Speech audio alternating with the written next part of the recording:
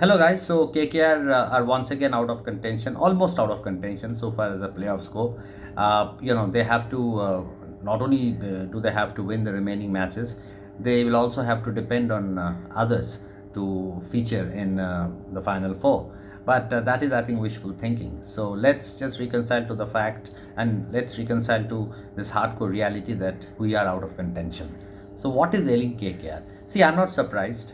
I'm dismayed. I'm very, very hurt. I'm very upset as an ardent KKR fan to see the team, failing to live up to the expectations year after year. Of course, hardcore KKR fanatics will say that they have won the tournament twice, but let's not bask in past glory. We have to just look ahead. If you have the wherewithal, if you have the right team, the right combination, then obviously you have to kind of close in on those strategies which would yield you rich dividends. And in the T20 format, it's very important that you make crucial decisions at the right time and the right moment, because it's all about speed. It's not like test matches, where you have all the time in the world to, form a kind of a plan. I think too much of dependence on theory doesn't sort of yield you results, because as I said, circumstances in the T20 format change at the drop of a hat, and you need to adapt to those changing circumstances. If you fail to do that, obviously, you cut a sorry figure and you're lost in oblivion. I must say that the lack of proper planning has been, I would say, bane for KKR, and it's probably Chandrakant Pandit, the coach, who is taking all the major decisions, who's taking all the important calls. But in the game of cricket, a captain has a very important role to play. So if you expect the captain to just kowtow to what his coach is saying, then obviously it has very serious and dangerous repercussions on the prospect of the team as a whole. We haven't been able to close in on the right opening combination. The middle order has not been that consistent. It's been really patchy. And if you are to look to just one single individual, Rinku Singh, excuse me, to bail you out all the time, then doomsday beckons. Of course, this guy is very talented, and the match-winning knock that he played against Gujarat Titans has definitely, propelled him to kind of superstardom. But having said that, it's not feasible for one person to repeat that performance over and over again. The others have to chip in as well. I have a lot of respect for Nitish Rana. I like his street smart attitude, and I think he's extremely talented. He has a long way to go, but as a leader, he's been found wanting. Shreyas Iyer's absence has been felt, no doubt about that.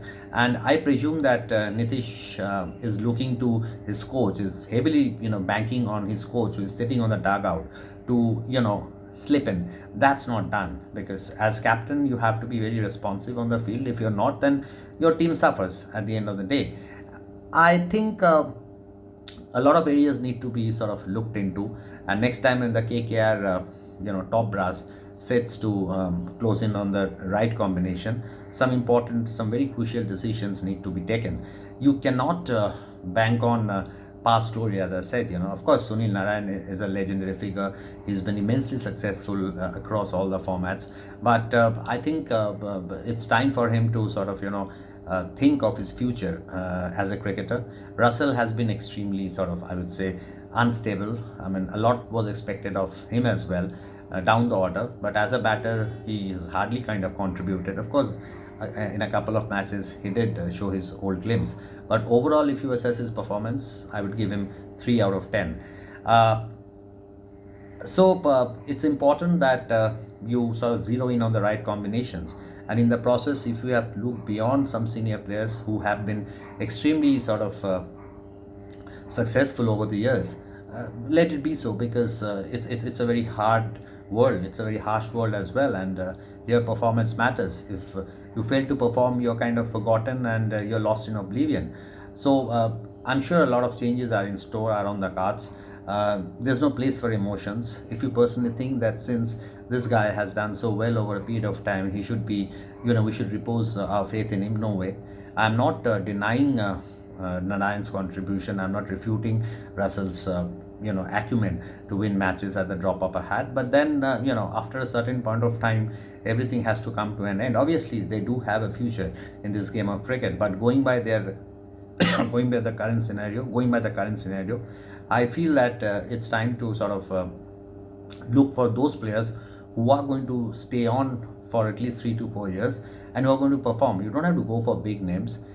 I think, so far as the scouting goes, it has to be more professional, more aggressive, at the same time balanced. These things are very important, and I really hope that all's well that ends well, and KKR will be back in the reckonings. KKR will sort of get back to their, the nick that we kind of relate to.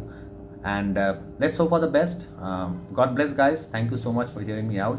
And as I've always been saying, as I've always been reiterating, give me suggestions, give me advice, so that I can grow as an expert on a variety of subjects. Thank you so much. God bless.